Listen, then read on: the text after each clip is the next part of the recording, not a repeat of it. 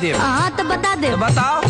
मांगर मांगर के गावे मांगर के कर हरदी लागे मटा मांगर के कर हरदी लागे मटा मांगर के कर हरदी लागे मटा मांगर।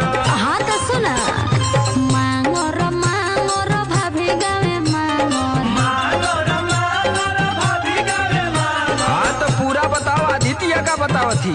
सुना सुनाओ। मांगर मांगर भाभी गावे मांगर देवरु के हरदी लागे मट मांगर देवरु के हरदी